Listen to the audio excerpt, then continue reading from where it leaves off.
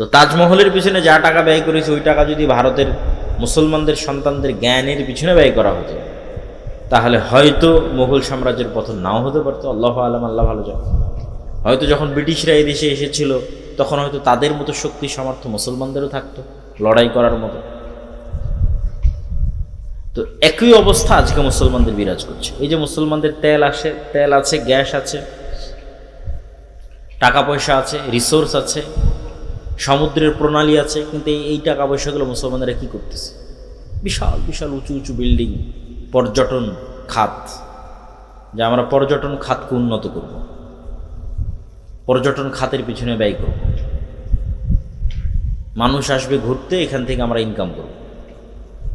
এই যেটার পিছনে ব্যয়, জ্ঞান এবং বিজ্ঞান শিখার পিছনে কোনো ব্যয় আছে, কিন্তু ওই মাপের ব্যয় নাই যে না আমার মূল টার্গেট জ্ঞান বিজ্ঞান। তো কীরকম ভয়াবহ পরিস্থিতির মুখোমুখি হতে পারে মুসলমানেরা তা তো চোখের সামনেই দেখা যাচ্ছে। তো এই জন্য আমাদেরও নিজ নিজ সাধ্যের জায়গা থেকে যে না হ্যাঁ আমি আমার জায়গা থেকে কি করতে পারি, আমাদেরকেও আমাদের জায়গা থেকে দুটো কাজ করতে হবে। সৎ নেতৃত্ব কিভাবে তৈরি হবে তার প্র্যাকটিস, জ্ঞান এবং বিজ্ঞানে কিভাবে আমরা সামনের দিকে এগিয়ে যাব তার চেষ্টা। আমাদের বিশ্ববিদ্যালয়গুলোর অবস্থা আরও শোচনীয়। আরব বলেন, পারস্য বলেন, তারা মোটামুটি তাও কিছু আছে, আমাদের দেশে তাও নাই। এখানে অতটুকুও নাই, এখানে শুধু চেতনা বিক্রি হয়, সভাপতি আর সহসভাপতি পদ বিক্রি হয়, আর দলীয় এবং ছাত্র রাজনীতি এবং অস্ত্র মারামারি গণ্ডগোল এটাই শেখানো হয়। এবং সেখান থেকে বের হয় চাঁদাবাজ, সেখান থেকে বের হয় সন্ত্রাস, সেখান থেকে বের হয় দুর্নীতিবাজ। দেশের জন্য কিছু করবে এরকম প্রজন্ম তৈরি হয় না। ফলত 52 বছরও এই দেশে বলার মতো কিছু নাই, যে এই দেশের কিছু হয়েছে, কিছু আছে, এরকম নাই। না ডিফেন্স সিস্টেম, না সামরিক খাত, না অন্য আর কোনো জ্ঞান গবেষণা। কোথাও বাংলাদেশ বলতে পারবে না যে না এই জায়গায় আমি নিজের পায়ে দাঁড়িয়ে আছি। তো এই যে আমাদের ভয়াবহ অবস্থা, এটার থেকে বের হওয়ার জন্য পড়াশোনা, জ্ঞান বিজ্ঞান এবং নেতৃত্বের গুণাবলীর বিকাশ কিভাবে হবে? আগের বহু বক্তব্যে তুলে ধরা আছে যে সত্যবাদিতা এবং ন্যায়পরায়ণতাই হচ্ছে নেতৃত্ব বিকাশের একমাত্র রাস্তা। যে কোনো মানুষ চিন্তা করবে যে আমি শতভাগ সত্য বলবো এবং শতভাগ ন্যায় প্রতিষ্ঠা করব, সেই নেতা। প্রথমে কোথায় করতে হবে? প্রথমে পরিবারে, তারপরে কোথায় করতে হবে? আশেপাশে। পরিবারে আমি আমার স্ত্রীকে হক দেই না, মানে আমি নেতা নই, আমার মধ্যে নেতৃত্বের যোগ্যতা নাই, আমাকে দিয়ে আল্লাহ সুবহানাহু ওয়া তাআলা নেতৃত্বের খেদমত নেবেন না। বাবা মায়ের কথা শুনি না, বাবা মায়ের হক আদায় করি না, মানে আমি নেতা নই। নিজের বোনকে পিতার সম্পত্তিতে ন্যায়ের সাথে ভাগ দেইনি, তার মানে আমি নিজেই জালেম, আমি ন্যায় প্রতিষ্ঠাকারী নই। তাহলে নেতা তৈরি হয় এই দুইটা জিনিসের উপর ভিত্তি করে, সত্য বলা এবং ন্যায় প্রতিষ্ঠা করা। তা আমরা মসজিদ মাদ্রাসায় সালাত, সিয়াম, হজ, যাকাত, দোয়া দরুদ সবই শিখিয়েছি, কিন্তু দেখবেন ওখান থেকে বের হয়ে ওই আলেম, ওই মাওলানা, মাদ্রাসা শিক্ষক, ইসলামী দলের নেতা কর্মী কারোর মধ্যেই এই দুটো গুণের নাই, সত্যবাদিতা নাই, ন্যায় নিষ্ঠা নাই। সালাত, সিয়াম, হজ, যাকাত আছে, ফলত সেও আর নেতা হতে পারতেছে। কিন্তু নেতা হতে হলে তাকে এই দুটো গুণ লাগবে। আমরাও নেতা হতে পারতেছেন এই দুটো গুণের অভাবে। শতভাগ সত্যবাদিতা না থাকা এবং শতভাগ ন্যায়পরায়ণতা না থাকা, এটি দিয়েই নেতা তৈরি হবে। এটার প্র্যাকটিস এবং কালচার আমাদের মধ্যে নিয়ে আসতে হবে। আল আমরু বিল মারুফ ওয়ান নাহি আনিল মুনকার, সৎ কাজের আদেশ দিতে হবে, অসৎ কাজে বাধা দিতে হবে। অসৎ কাজ মানে শুধু গান বাজনা হলে এটা অসৎ কাজ, অসৎ কাজ মানে মেয়ে মানুষ বেপরদায় ঘুরলে এটা অসৎ কাজ, শুধু এগুলো অসৎ কাজ নয়। অসৎ কাজ মানে আর একজনের পুকুরে মাছ ছাড়বে, তো আর এক নেতা এসে বলতেছে তাকে চাঁদা না দিলে মাছ ছাড়তে দিবে না, এটাও অসৎ কাজ। এটাও যেদিন মসজিদ এবং মাদ্রাসা থেকে বাধা দিতে পারবে ন্যায়ের সাথে, ওই দিন ওখান থেকেই নেতা তৈরি হবে। অন্যায়ের প্রতিবাদ করতে গিয়ে নেতা তৈরি হবে। এবং সেখান থেকে নেতা তৈরি হলো। কোন নেতাকে আল্লাহ কবুল করবে আল্লাহ সুবহানাহু ওয়া তাআলা বলে, যে কোনো একজন নেতাকে আল্লাহ কবুল করতে পারে, কিন্তু এই কালচার তো নাই যে আল-আমরু বিল মারুফ ওয়ান নাহয়ি আনিল মুনকার, এটার কালচারটাই তো নাই। এই কালচারটা তৈরি করতে হবে যে না, আমি অসৎ কাজে বাধা দেব। অসৎ কাজ মানে সকল অসৎ কাজ, মানুষের সাথে যে অসৎ কাজ অন্যায় হচ্ছে ওটা তো বাধা দেব। এই বাধা দিতে গিয়ে আপনি নেতা হয়ে যাবেন, আর বাধা না দিয়ে চুপচাপ থাকবেন, কোনোদিন নেতা হতে পারবেন না, নেতা হওয়া সম্ভব না। আর জ্ঞান এবং বিজ্ঞানের ক্ষেত্রে অন্তত ন্যূনতম আমাদের যে মসজিদগুলো আছে, এই মসজিদগুলোকে তো আমরা অন্তত জ্ঞানের কেন্দ্র তৈরি করতে পারি। ইসলামে মসজিদ শুধুমাত্র 5 ওয়াক্ত সালাতের জন্য তারপর বন্ধ, এরকম ইতিহাস নাই। রাসূল সাল্লাল্লাহু আলাইহি ওয়াসাল্লামের যুগেও ছিল না, তার আগেও ছিল না। ইসলামে মসজিদই হচ্ছে সোশ্যাল কালচারাল সেন্টার। এবং এটা আমি আরও ভালোভাবে ফিল করেছি, ইউরোপ এবং আমেরিকায় অনেক জায়গায় দেখবেন মসজিদ নামে অনুমোদন নাই, সব জায়গায় কালচারাল সেন্টার নামে অনুমোদন। Islamic cultural centre, Mohammadia cultural centre, সালাফি কালচার, ওটা কিন্তু মসজিদ। কিন্তু গভর্নমেন্ট থেকে পারমিশন নিয়েছে কি হিসেবে? কালচারাল সেন্টার হিসেবে। তার মানে গভর্নমেন্টের দৃষ্টিতে এই মসজিদটা একটা কালচারাল সেন্টার। এইটাই ইউরোপ আমেরিকার গভর্নমেন্টের রুলস অনুযায়ী, যে হ্যাঁ এটা একটা কালচারাল সেন্টার, মুসলমানরা তাদের কালচার প্র্যাকটিস করবে কোথায়? মসজিদে, ফলত এটা কালচারাল সেন্টার, কমিউনিটি। কিন্তু আমরাই সেই মসজিদকে বানিয়ে দিয়েছি যে না, এখানে শুধু 5 ওয়াক্ত সালাতের পর এটা অফ হয়ে যাবে, অথবা শুধু লাশ বহনের খাটলি থাকবে, অথবা শুধু ঈদুল ফিতর এবং ঈদুল আজহায় গোস্ত এবং চাউল বন্টন হবে। কিন্তু আসলে হওয়া উচিত ছিল, মসজিদের সবচেয়ে বড় কাজ হওয়া উচিত ছিল যে মসজিদে শিক্ষার ব্যবস্থা থাকবে, জ্ঞান বিতরণের ব্যবস্থা থাকবে। ইসলাম যতটা জ্ঞান ভিত্তিক দিন, আর পৃথিবীতে কোনো দিন এতটা জ্ঞান ভিত্তিক নয়। কোরআন যতটা জ্ঞান ভিত্তিক কিতাব, পৃথিবীতে আর কোনো কিতাব এত জ্ঞান ভিত্তিক নয়। কিন্তু হতভাগা আমরা, যে আমরাই মুসলমান হয়ে কোরআন পড়ে জ্ঞান থেকে দূরে চলে গেছি, জ্ঞান চর্চা থেকে দূরে চলে গেছি। যে ইসলামী দল বলেন, সংগঠন বলেন, ইয়াং জেনারেশন বলেন, সবাই জালসা করতে পারদর্শী, মিছিল করে লিল্লাহে তাকবীর আল্লাহু আকবার দিতে পারদর্শী, জীবন দিতে পারদর্শী। ভাই আমি আল্লাহর জন্য আল্লাহর রাস্তায় জীবন দিতে চাই, কিন্তু জ্ঞানী এবং যোগ্য হতে চায় না। আল্লাহর রাস্তায় জীবন দিয়ে দিবে, কিন্তু জ্ঞানী যোগ্য হবে না। তা আল্লাহর রাস্তায় জীবন তো আগেও দিয়েছ, এখনো দিচ্ছ, পরেও দিবা। কিন্তু জুলাইয়ে জীবন দিয়ে ক্ষমতা কারা নিয়ে গেছে? তোমার উত্তরসূরিরা না। কেন? তোমার উত্তরসূরিরা যোগ্য ছিল না, জ্ঞানী ছিল না। যারা জ্ঞানী এবং যোগ্য ছিল, বামপন্থী, ওরা নিয়ে গেছে। তাহলে জীবন দিয়ে কোনোদিন ক্ষমতা পাওয়া যায় না। তুমি জীবন দিবা, ক্ষমতা আর একজন নিয়ে যাবে। তাহলে তোমাকে ওই যোগ্যতা এবং জ্ঞানের জায়গাগুলোতে ঢুকতে হবে। তোমার মিডিয়া কোথায়? মুসলমানদের পক্ষে কথা বলবে, এই মিডিয়া কই? এই মিডিয়ার জন্য তো আর জীবন দেওয়া লাগবে না, এই মিডিয়া তৈরি করার জন্য জ্ঞান এবং যোগ্যতা লাগবে। মুসলমানদের একটা ইংরেজি মিডিয়া থাকবে, আরবি মিডিয়া থাকবে, সেটা কই? এটার জন্য জীবন দেওয়া লাগবে না, এটার জন্য জ্ঞান এবং যোগ্যতা লাগবে। ব্রাকের মতো মুসলমানদের কোনো অর্থনৈতিক প্রতিষ্ঠান নাই, কই? এটার জন্য জীবন দেওয়া লাগবে না, জ্ঞান এবং যোগ্যতা লাগবে। এবং আজকেও যে ফাইটটা হচ্ছে পৃথিবীতে, দেখা যাচ্ছে যে একটা সময় মনে করা হতো যে যার হয়তো শুধু পারমাণবিক অস্ত্র আছে সেই যুদ্ধে জিতবে, এবং এটাই যুদ্ধের একমাত্র লাস্ট রেজাল্ট, এবং যার দেখা যাচ্ছে বিশাল বিশাল বিমান আছে সেই জিতবে। কিন্তু নিকট অতীতে পাকিস্তান এবং ভারতের যুদ্ধে, তারপরে পাকিস্তান, আফগানিস্তান, এখন ইরান এবং ইসরায়েল, এই যুদ্ধগুলোতে যে দেখা যাচ্ছে যে না, ন্যূনতম ড্রোন বানানোর জ্ঞান থাকলেই একটা যুদ্ধকে কন্ট্রোল করে ফেলা যায়। রাশিয়া এবং ইউক্রেন যুদ্ধ চলছেই ড্রোনের উপর দিয়ে। যে যত ভালো ড্রোন বানাতে পারে, যে যত ভালো ড্রোন উড়াতে পারে, এই একটা $50,000 একটা ড্রোন ধ্বংস করতে আপনার কয়েক বিলিয়ন ডলারের মিসাইল নিক্ষেপ করতে হচ্ছে, যে আকাশে আমি এই ড্রোনটাকে ধ্বংস করব। এই $50,000 একটা ছোট্ট ড্রোন গিয়ে আপনার কোনো তেল শোধনাগার, কোনো বড় কোনো কোম্পানি কোথাও গিয়ে পড়ে যাচ্ছে, আগুন লেগে যাচ্ছে, মানুষ ভয় পেয়ে যাচ্ছে। তো দেখা যাচ্ছে যুদ্ধের চিত্রই পাল্টে যাচ্ছে। ইউক্রেন এবং রাশিয়ার যুদ্ধ থেকে নিয়ে আজ পর্যন্ত ড্রোনই সব কিছু।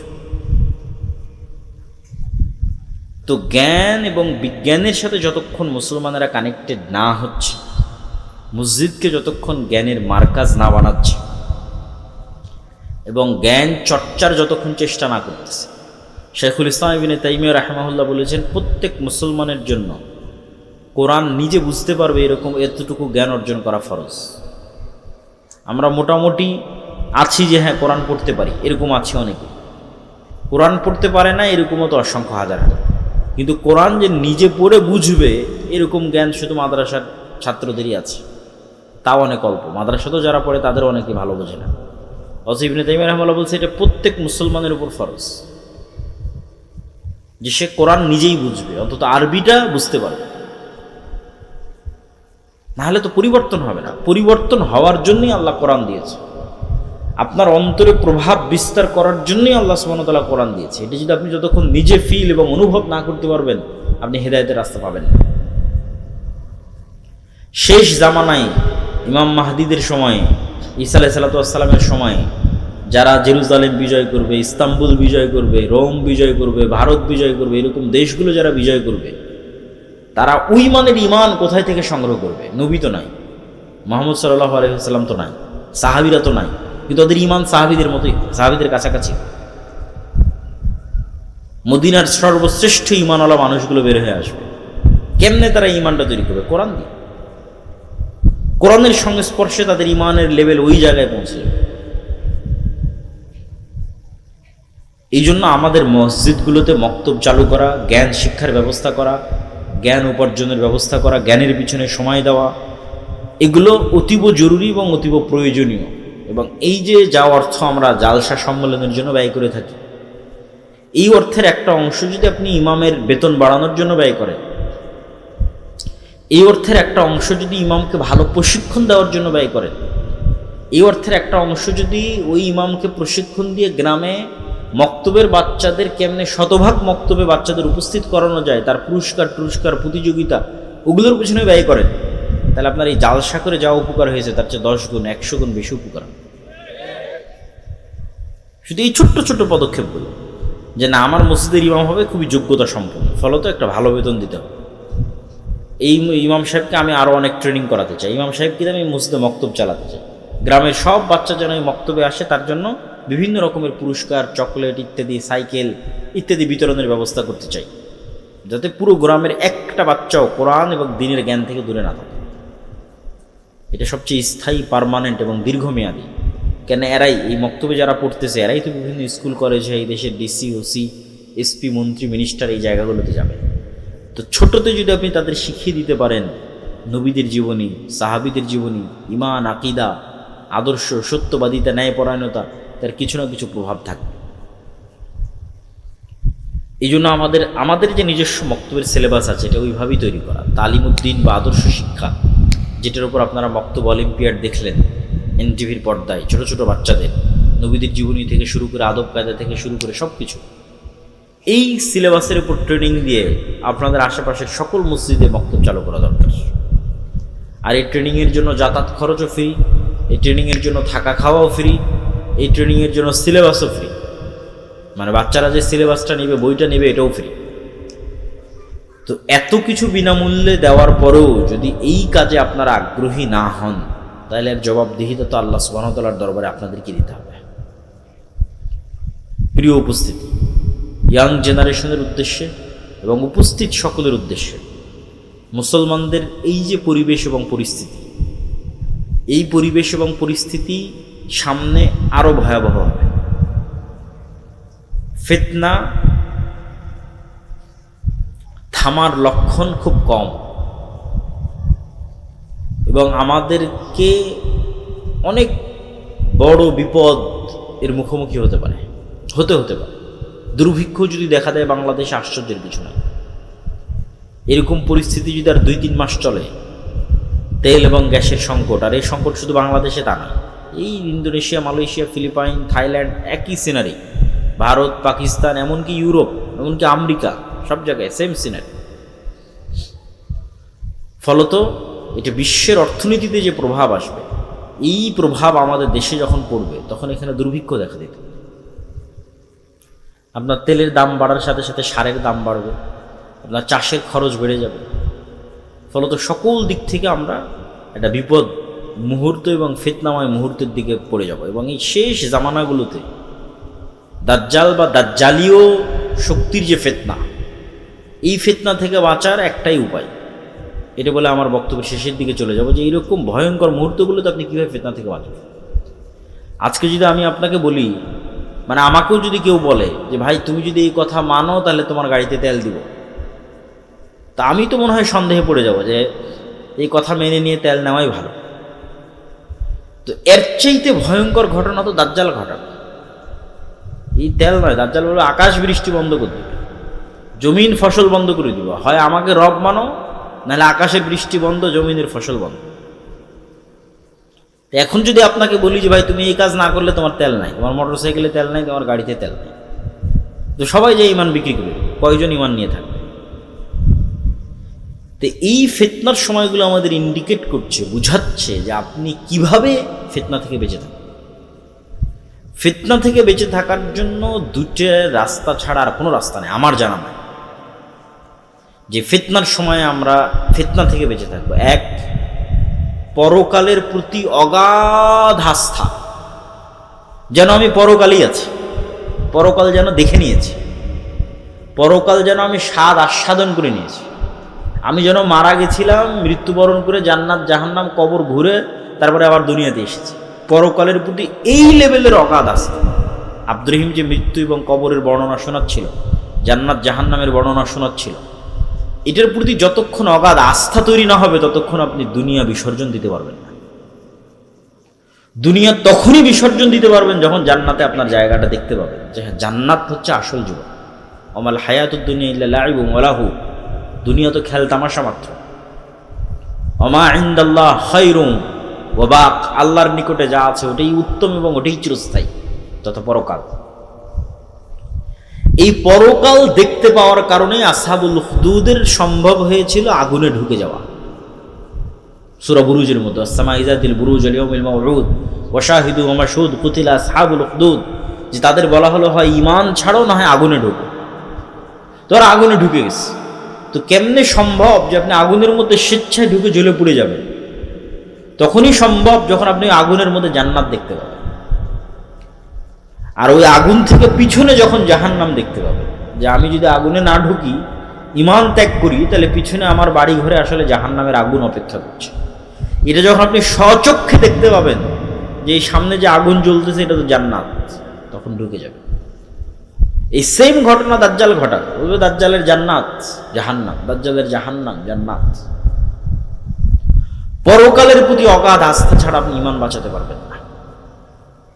সামান্য কিছুর বিনিময়ে ঈমান বিক্রি করে দেবেন, 1 টাকা অবৈধ 1 টাকার লোভে, সামান্য অর্থের লোভে, সামান্য ফসলের লোভে, সামান্য খাবারের লোভে। আর যখন আপনি মাটি কামড়ে পড়ে থাকবেন যে না খেয়ে মরে যাব, কিন্তু ঈমানের উপর মারা যাব, কারণ এটাই আলটিমেট সফলতা, সর্বোচ্চ সফলতা। ঈমানের উপর মরতে পারা, এটাই সফলতা, দুনিয়া অর্জন করা সফলতা। তাহলে পরকালের উপর অগাধ আস্থা ছাড়া শেষ জামানার ফিতনা থেকে বাঁচা সম্ভব নয়। 2, আল্লাহর ক্ষমতা এবং শক্তি সম্পর্কে জ্ঞান অর্জন। আল্লাহর ক্ষমতা, শক্তি, সাহায্য, তাওহীদ, এগুলো দিয়ে কোরআন পরিপূর্ণ। 3, সালাতের উপর অটল থাকা। তাওহীদ কত গুরুত্বপূর্ণ যে ইব্রাহিম আলাইহিস সালাতু ওয়াস সালাম আল্লাহ সুবহানাহু ওয়া তাআলার নিকটে দোয়া করছেন, রব্বি জাআল হাযাল বালাদা আমিনা ওয়াজনুবনি ওয়া বানিয়া আন না'বুদাল আসনাম, মূর্তি পূজক না হয়, মানে শিরক না করে। আরো একটা দোয়া কি করছেন, রব্বি জাআললি মুকিমাস সালাহ ওয়া মিন যুররিয়াতি, আল্লাহ আমি যেন কোনোদিন বেনামাজি না হই, আমার পরবর্তী বংশধর যেন বেনামাজি না হয়। তাহলে পরকালের উপর অগাধ আস্থা, আল্লাহর উপর ঈমান এবং সালাত, এই 3টে জিনিস যদি মুসলমান মজবুতভাবে আঁকড়ে ধরে থাকে, তাহলে পৃথিবীর কোনো শক্তি মুসলমানদের পরাজিত করতে পারবে না। পরাজিত করতে না পারা মানে এই নয় যে আপনাকে ক্ষমতার থেকে ফেলে দিল। পরাজিত করতে না পারা মানে আপনার ঈমান কিনতে পারেন, এটাই পরাজিত না করা। কেননা দাজ্জাল যখন আসবে সব ক্ষমতা তো দাজ্জাল নিয়েই নিবে, তাহলে কি মুমিনরা পরাজিত হয়ে গেল? সব ক্ষমতা যে দাজ্জাল নিয়ে নিল তো মুমিনরা পরাজিত হয়ে গেল? আল্লাহর নবী বলছেন শামের আকাবা, শামের গিরিপথের মধ্যে একদল মুসলমান অপেক্ষা করবে যারা ক্ষুধার তাড়নায় তাদের ধনুক পর্যন্ত জ্বালিয়ে খাবে। দাজ্জালের ফিতনার সময় কোনো খাবার থাকবে না। তো ওই মুমিন মুসলমানেরা পরাজিত না, ওর ঈমান যে দাজ্জাল কিনে নিতে পারেনি, এটাই হলো ওদের সফলতা। ওরা বিজয়ী, দাজ্জাল পরাজিত। তা আপনি সালাতের উপর অটল আছেন, ঈমানের উপর অটল আছেন এবং পরকাল দেখতে পাচ্ছেন, এবং পরকালের কারণে দুনিয়ার যে কোনো কিছু আপনি বিসর্জন দিতে পারেন জান্নাতের জন্য। এটার উপর যতক্ষণ অটল থাকতে পারবেন ততক্ষণ আপনি ফিতনা মুক্ত থাকবেন, ফিতনা যত বড়ই হোক, শেষ জামানার ফিতনা হোক আর শুরুর জামানার ফিতনা হোক। কেননা মৃত্যু মুসলমানদের কাছে একটি কাঙ্ক্ষিত বিষয়। মৃত্যু মুসলমানদের কাছে অকাল নয়, মৃত্যু মুসলমানদের কাছে ভীতির নয়, মৃত্যু মুসলমানদের কাছে ছটফট করে বাঁচার জন্য নয়, মৃত্যু মুসলমানদের কাছে অগ্রিম প্রস্তুতি, মরা ব্যর্থতা নয়। যার 200 মানুষ মারা গেল, 5000 মানুষ মারা গেল, 72,000 মানুষ গাজায় মারা গেছে, এটা ব্যর্থতা নয়। মরার জন্যই তো পৃথিবীতে আসা হয়েছে, পৃথিবীতে তো আমরা এসেইছি মরার জন্য। যদি মরা এতই ভয়ঙ্কর ভয়াবহ কিছু হতো তাহলে সাহাবীরা আর জিহাদ করতেন না, রাসূল সাল্লাল্লাহু আলাইহি ওয়াসাল্লাম আর জিহাদ করতেন না, যুদ্ধ করতেন না, শহীদ হতেন না। তো যুদ্ধ অবতীর্ণই হয়েছে শহীদ হওয়ার জন্য। তাহলে মৃত্যু অত্যন্ত স্বাভাবিক এবং অতিকাঙ্ক্ষিত একটি বিষয়, যদি সেটি নাফসে মুতমাইন্নাহ হয়। ইরজিই ইলা রাব্বিকি রাযিয়াতাম মারজিয়া, যে প্রস্তুত আল্লাহর সাথে সাক্ষাতের জন্য, যে প্রস্তুত আল্লাহর কাছে ফিরে যাওয়ার জন্য। অর্থ এটাই আনন্দ যে সে মৃত্যুবরণ করবে, এটাই তো আনন্দ। কেন আজ থেকে 10 দিন পর তো মৃত্যুবরণ করতেই হবে, আজ থেকে 50 দিন পর তো মৃত্যুবরণ করতেই হবে। তাহলে মৃত্যুর ভয়ে মুসলমান কিছু করে ফেলবে এটা অসম্ভব। বরং মুসলমান মৃত্যুকেই আলিঙ্গন করবে, কিন্তু তার ঈমান, তার সালাত, তার পরকালের প্রতি বিশ্বাস এগুলো বিসর্জন দিবে না, এটাই শান্তি। এই জন্য 1 টাকাও অবৈধ অর্থের প্রতি লোভ থাকা যাবে না। আপনার যদি 1 টাকা অবৈধ অর্থের প্রতি লোভ থাকে, আপনি পৃথিবীর এই ফিতনা থেকে বাঁচতে পারবেন না। দাজ্জালের ফিতনা থেকে বাঁচা আপনার পক্ষে সম্ভব নয়। কেন আপনি ওই 1 টাকা অবৈধভাবে উপার্জন করেছেন, মানে আপনি 1 টাকার কাছে বিক্রি হয়ে যাবেন। এই জন্য আপনি 1 টাকা অবৈধভাবে উপার্জন করেছেন। তাহলে ওই 1 টাকা আপনাকে দাজ্জাল দিলে আপনি ওটাও নেবেন, যে ঠিক আছে তোমারটাই নেই, কেন আমার 1 টাকার দরকার। আর যদি আপনি শতভাগ হালালের উপর টিকে থাকতে পারেন, তাহলে বোঝা যাবে যে হ্যাঁ, ঈমান নিয়ে ফাইট করার মতো ঈমান এই পৃথিবীতে, ঈমান নিয়ে ফাইট করার মতো ঈমান আপনার আছে, যে আপনি শতভাগ হালালের উপর টিকে আছেন এবং হারামের ফাঁদে পা দেন। তা আমি আমার বক্তব্য দীর্ঘায়িত করতে চাচ্ছি না। এই সংক্ষিপ্ত আপনাদের জন্য উপদেশ এবং নাসিহার সারমর্ম কি? এই সংক্ষিপ্ত উপদেশ এবং নাসিহার সারমর্ম হচ্ছে মুসলমানদের জ্ঞান এবং বিজ্ঞানে সামনের দিকে এগিয়ে যেতে হবে, মসজিদগুলোকে জ্ঞানের মারকাজ বানাতে হবে এবং মসজিদ ভিত্তিক দিন চর্চার চেষ্টা করতে হবে, নেতৃত্বের কালচার তৈরি করতে হবে, আমর বিল মারুফ ওয়ান নাহি আনিল মুনকার, সৎ কাজের আদেশ, অসৎ কাজে বাধা দিতে হবে। অসৎ কাজ মানে সকল ধরনের অসৎ কাজ, নেতা মানে ন্যায়পরায়ণ সত্যবাদী, এটা হওয়ার কালচার তৈরি করতে হবে। আর শেষ জামানার ফিতনা থেকে বাঁচার জন্য ঈমান, সালাত এবং পরকালের প্রতি অগাধ আস্থা, এই বিশ্বাসগুলো নিয়ে আমাদের পৃথিবী থেকে বিদায় নেওয়ার চেষ্টা করতে হবে। আল্লাহ সুবহানাহু ওয়া তাআলা আমাদের তৌফিক দান করুক, আল্লাহুম্মা আমিন। আপনাদের যদি কোনো প্রশ্ন থাকে আমি সেই প্রশ্নগুলোর উত্তর দেওয়ার চেষ্টা করব ইনশাআল্লাহ। রাত এই জন্য গভীর করলাম না যে ফজরের সালাতে সবাইকে উঠার চেষ্টা করতে হবে, বলেন ইনশাআল্লাহ। ঈসা আলাইহিস সালাতু ওয়াস সালাম ফজরের সালাতে অবতীর্ণ, তো যে ফজরের সালাতে থাকবে না আর সম্ভব নয় ঈসা আলাইহিস সালামের সাথে সঙ্গী হওয়ার। আল্লাহ কবুল করুক আমাদের, আল্লাহুম্মা আমিন। কোনো প্রশ্ন থাকলে আপনারা করতে পারেন, যদি লিখিত অথবা মৌখিক।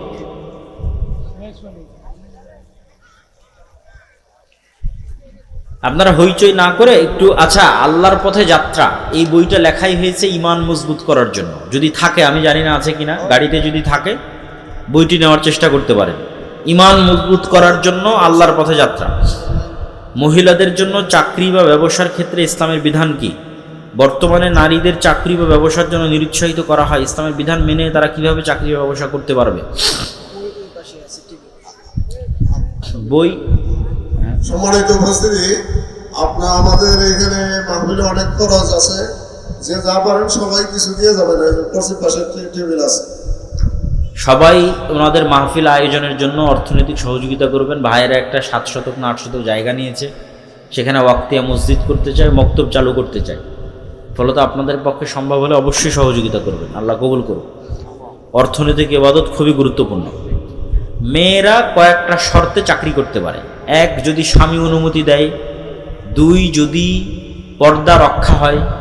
3, যদি সন্তান সন্ততির ক্ষতি না হয় লালন পালনে, যদি বিষয়টা হালাল হয়। এগুলো সবগুলো মিললে এবং যদি প্রয়োজন থাকে সেক্ষেত্রে মেয়েরা চাকরি করতে পারে। ফরজ নামাজে এবং ফ্রি মিক্সিং না থাকে। ফরজ নামাজে কেউ যদি পরে সামিল হয় সেক্ষেত্রে সে কি আল্লাহু আকবার বলে তাকবীরে তাহরিমা দিয়ে হাত বেঁধে পরে ইমাম যে অবস্থায় আছে সে অবস্থায় যাবে, নাকি শুধু আল্লাহু আকবার বলে ইমামের হালাতে সামিল হবে? রাসূল সাল্লাল্লাহু আলাইহি ওয়াসাল্লামের আদেশ অনুযায়ী বোঝা যায় সরাসরি ইমাম যে অবস্থায় আছে সেখানে সামিল হবে। ইসলামী মাহফিলের শ্রোতারা বাদাম খায় আর ওয়াজ শুনে, ইসলামের দৃষ্টিতে এটা কি জায়েজ? কোনো সমস্যা নাই। রাসূল সাল্লাল্লাহু আলাইহি ওয়াসাল্লাম বা তার সাহাবীরা দিনের কথা বলার সময় এরকম কিছু করতেন কিনা? দিনের কথা মনোযোগ দিয়ে শোনার ক্ষেত্রে এই ধরনের কাজ থেকে বিরত থাকতে পারে, কিন্তু এটাকে সরাসরি হারাম বলা যাবে না। হারামের মতো কিছু নয় এটা। আমি আমার স্বামী সালাত আদায় করি, কিন্তু আমার সন্তানরা সালাত আদায় করে না, তাদের কারণে কি আমরা জাহান্নামে যাব? প্রথমত, আপনার সন্তানদের সালাত আদায় শিখাতে পারেননি, সালাত আদায়ের অভ্যাস গড়তে পারেননি, এটা আপনার ব্যর্থতা। এটা আপনাকে স্বীকার করতেই হবে। বই এত পরে নিয়ে আসলে হবে? ড্রাইভার কই গেছে?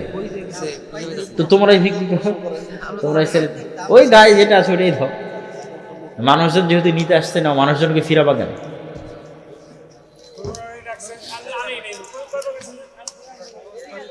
তো আপনি আপনার সন্তানদেরকে, বই যারা নিতে চান তারা স্টেজে আসতে পারে। আপনি আপনার সন্তানদেরকে সালাত শিখাতে পারেননি, এটা আপনার ব্যর্থতা। এখন কি করণীয়?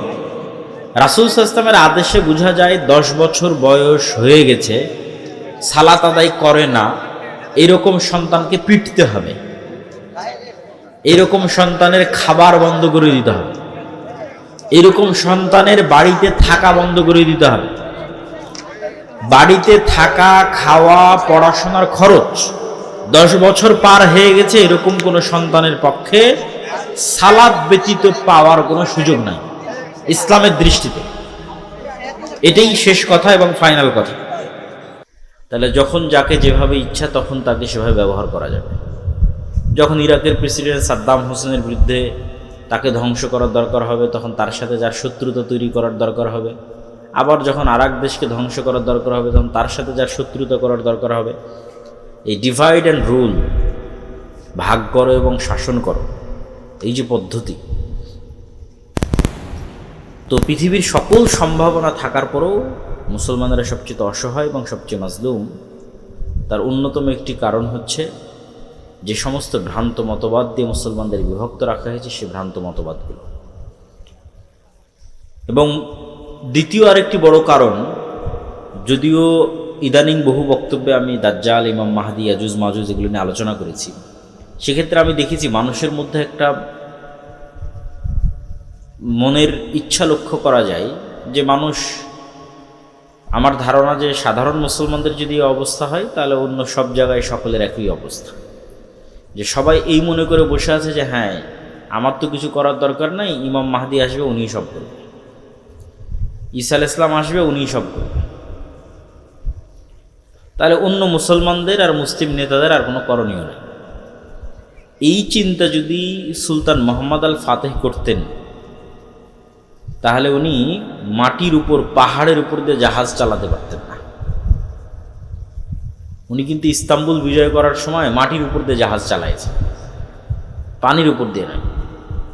মানে যখন সকল রাস্তা বন্ধ হয়ে গেছে, যখন সবাই হাল ছেড়ে দিয়েছে যে না এবারও ইস্তাম্বুল বিজয় সম্ভব নয়, ইস্তাম্বুল বিজয় করার জন্য, তুরস্ক বিজয় করার জন্য একদম আল্লাহর নবীর যুগ থেকে সুলতান মোহাম্মদ আল ফাতেহের যুগ পর্যন্ত অসংখ্য মুজাহিদ বাহিনী চেষ্টা করেছে, কেউ পারেনি। কেন এটা খ্রিস্টানদের সবচেয়েতে, যেমন আজকের ইতালির রাজধানী রোম, এরকম বাইজেন্টাইন এম্পায়ারের রাজধানী হচ্ছে তুরস্কের রাজধানী কনস্টান্টিনোপল, কুস্তুনতুনিয়া, ইস্তাম্বুল। এটা বিজয় করা এত সহজ নয়।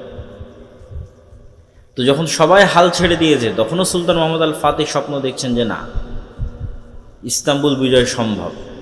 তো যাওয়ার যে কোনো রাস্তা নাই, তবু তাহলে মাটির উপর দিয়ে জাহাজ চলবে। মাটির উপর দিয়ে কেমনে জাহাজ চলবে? তো বলে নিচে কাঠ বিছাও, কাঠের উপর তেল লাগাও, আর তার উপরে জাহাজ উঠাও, তেলের ঘর্ষণে জাহাজ টেনে নিয়ে যাও। তেলের ঘর্ষণে জাহাজ টেনে নিয়ে গিয়ে এমন জায়গায় জাহাজ নামাও যেখানে শত্রু কল্পনাও করেনি যেখানে জাহাজ নামতে পারে। তো উনি যদি চিন্তা করতেন যে না ইস্তাম্বুল বিজয় করার কাজ তো ইমাম মাহাদির, কেন হাদিসে কিন্তু আছে যে কিয়ামতের পূর্ব মুহূর্তে ইস্তাম্বুল বিজয় হবে। তো ইস্তাম্বুল বিজয়ের কাজ যেহেতু ইমাম মাহাদির, তা আমার করে কী লাভ? আমার করে তো কোনো লাভ নাই। আর সুলতান সালাহুদ্দিন আইয়ুবী যদি মনে করতেন যে মসজিদে আকসা আমি আর কি করতে বিজয় করবো, এই তো ইমাম মাহাদির কাজ, তাহলে এখনও ওই খ্রিস্টান ক্রুসেডারদের হাতেই মসজিদে আকসা থাকত।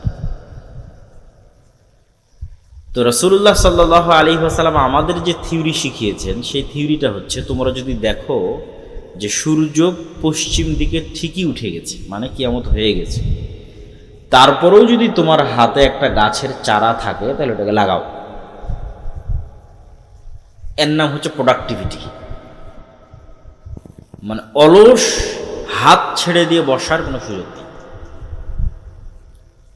সদা সর্বদা নিজের সময়কে কাজে লাগানো, উঁচু হিম্মত, সৎ সাহস এবং নেতৃত্বের গুণ, এটা কাজে লাগিয়ে সামনের দিকে এগিয়ে যাওয়া। জি না, আপনি হাতের সাথে হাত লাগিয়ে বসে রাখলেন, যেখানে পশ্চিম দিকে সূর্য উঠে গেছে, তখন রাসূল সাল্লাল্লাহু আলাইহি ওয়াসাল্লাম বলতেছে না তোমার হাতে যদি কোনো বীজ থাকে, চারা থাকে, রোপণ করার মতো করো। মানে শেষ সময় পর্যন্ত আমল বা চেষ্টা অব্যাহত রাখতে হবে। এটাই মুসলমানদের কাজ। কেননা কেউ জানে না কখন ইমাম মাহদি আসবে, কখন দাজ্জাল আসবে, কখন কিয়ামত হবে, নির্ধারিত সময় কেউ জানে না। হবে এই কথা ঠিক, হবেই হবে, এটাই নিশ্চিত, কিন্তু ওটার অপেক্ষায় আপনার আর কোনো কাজ নাই, এটা হলো না। তথা আমাদের ইয়াং জেনারেশন, আমাদের মুসলিম উম্মাহ, তাদের কাজ আছে, জ্ঞানে বিজ্ঞানে তাদেরকে সামনের দিকে এগিয়ে যেতে হবে এবং চেষ্টা অব্যাহত রাখতে হবে। যেই মুহূর্তে মুসলমানদের হাতে মোগল সাম্রাজ্য এবং যেই মুহূর্তে উসমানী খেলাফত, এই সুলতান মোহাম্মদ আল ফাতেহেরই পরবর্তীতে উসমানী খেলাফত আরও বৃহৎ আকার ধারণ করে তুরস্ক থেকে, সেই মুহূর্তে ইউরোপ জ্ঞান এবং বিজ্ঞান চর্চা কেবল শুরু করছে। 1800 শতক, 1700 শতক কেবল জ্ঞান বিজ্ঞানের চর্চা শুরু করেছে। নতুন নতুন কামান, গোলা বারুদ, গুলি, ঠিক আছে, এগুলো, তারপরে যুদ্ধ জাহাজ, এগুলো কেবল নতুন নতুন আবিষ্কার করতেছে। তো তখন যদি মুসলমানেরা, এই উসমানীয় খেলাফতের মুসলমানেরা অথবা ভারতের মোগল শাসকেরা চিন্তা করতে যে না আমরাও জ্ঞান এবং বিজ্ঞানে বিনিয়োগ করব, এরা এটা করে, তখন ওই ওসমানী শাসকেরাও এবং মোগল শাসকেরাও এরা সব টাকা পয়সা ব্যয় করেছে বিশাল বিশাল ইমারত তৈরিতে, কারুকার্য খচিত তাজমহল, মসজিদ, আরও প্রাসাদ, ভবন, উন্নত উন্নত ইঞ্জিনিয়ারিং, শৈল্পিক কেমনে বিল্ডিং বানানো যায়, এটার পিছনে সব টাকা পয়সা শেষ করে দিয়েছে।